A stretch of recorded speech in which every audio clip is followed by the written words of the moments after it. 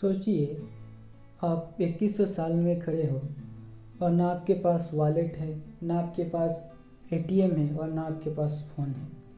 और आप एक दुकान में जाते हो, वहाँ पे कुछ सामान खरीदते हो और आपका फेस स्कैन होता है और दुकान की मशीन में लिखा आता है कि ट्रांजैक्शन कंप्लीट। वाकई ये मुमकिन है? क्या 2100 तक पैसा डिजिटल हो जाएगा? क्या क्रिप्टो ये दुनिया पे राज करेगा? क्या 2100 तक पैसा का फॉर्म बदल जाएगा? तो चलिए आज हम फ्यूचर की दरवाज़ा को खोलने वाले हैं। आज इंडिया में यदि देखते हैं तो यूपीआई से करोड़ों ट्रांजैक्शन हो रहा है।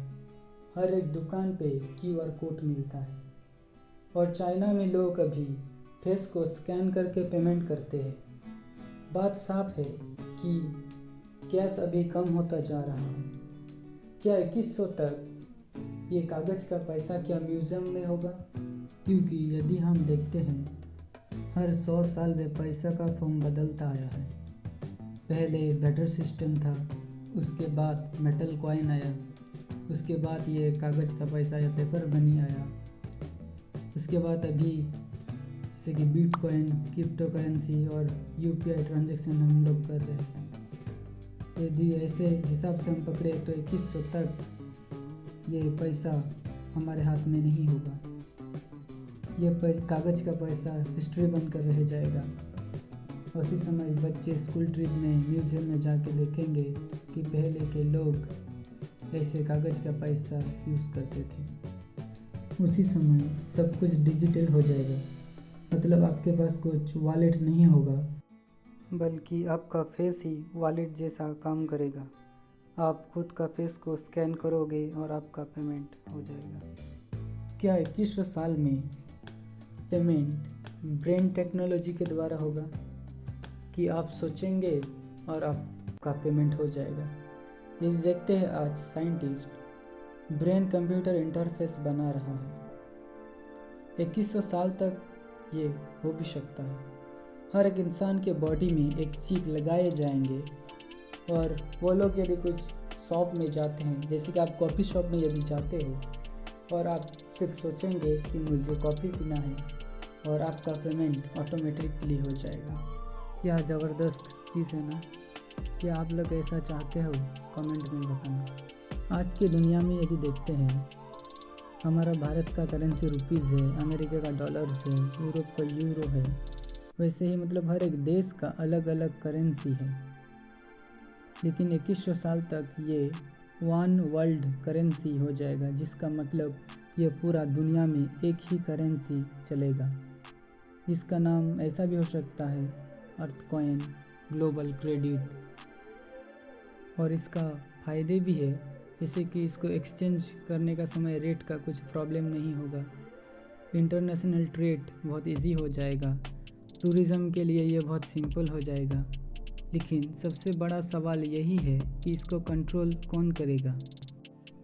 क्या एआई या कोई पावरफुल ऑर्गेनाइजेशन?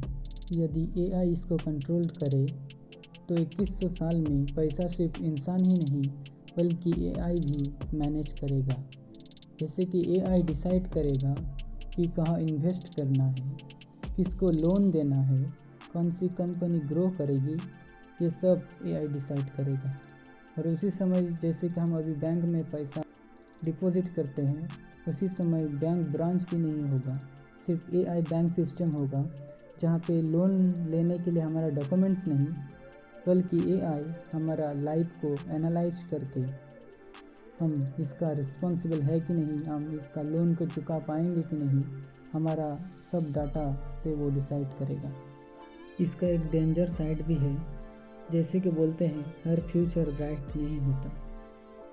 ये डिजिटल पैसा का मतलब है हर एक लोगों का प्राइवेसी ख़त्म हो जाएगा, गवर्नमेंट हमारे ऊपर पूरा कंट्रोल करेगा और हमारा हर एक ट्रांजैक्शन ट्रैक होगा। मतलब हमारा पैसा हम किधर भेज रहे हैं, हमारे पास कितना है, हर एक ट्रांजैक्शन ट्रैक होगा।